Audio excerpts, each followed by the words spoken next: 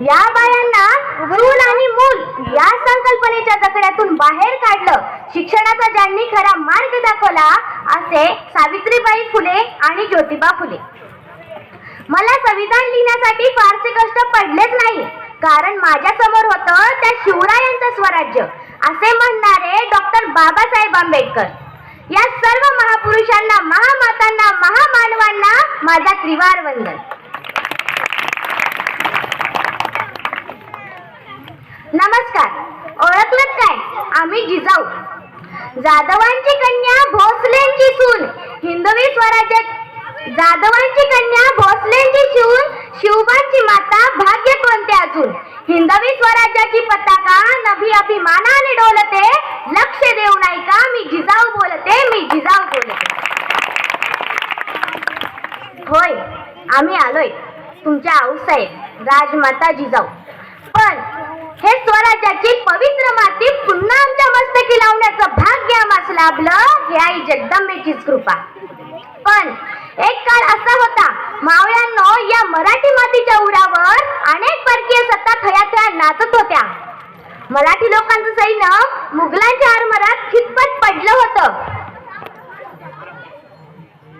आणि अशा या परिस्थितीमध्ये आम्ही जन्माला आलो. सिंदखेडच्या महासाहेब आणि लखुजी राजे यांच्या पोटी आम्ही जन्माला आलो. आम्ही जन्माला आलो तेव्हा दारादारांमध्ये रांगोळ्या काढण्यात आल्या, तोरणही बांधण्यात आली, हत्तीवरून साखर पेढाही वाटण्यात आला आणि आमचं नाव ठेवण्यात आलं जिजा.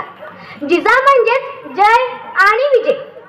आजूबाजूला सरदारांची वर्दळे, युद्धांची डावपेच, सल्लामस्तली, रयतेची गारहाणी आणि न्यायनिवाडे तर नित्याचीच.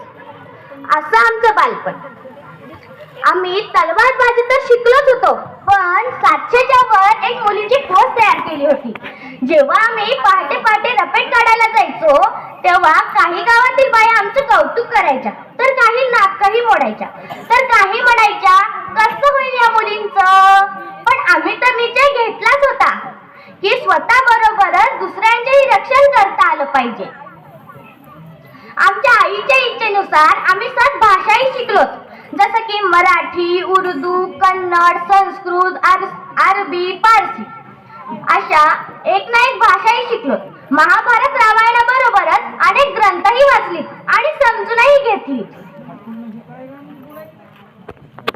म्हणूनच तर आम्हाला प्रश्न पडला, धर्म म्हणजे काय? धर्म म्हणजे मानव कल्याण की कर्मकांड? आम्ही तलवार चालवतो ही कोणासाठी?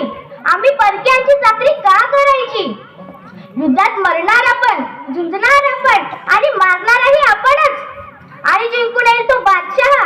हे सगळे विचार आमच्या मनात वादळ निर्माण करत होते.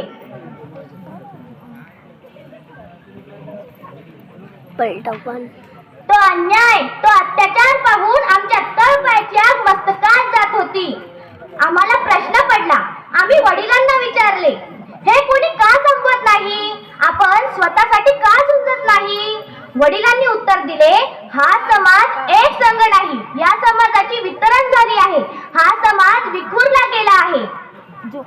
आम्हाला पुन्हा प्रश्न पडला.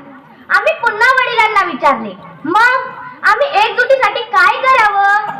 वडिलांनी उत्तर दिले, अगं जिथे रयतेचा छळ होतो तिथे मुरदार शरीराला जागा करावं लागतं, त्यांच्या हातात पेटत्या मशाली द्याव्या लागतात.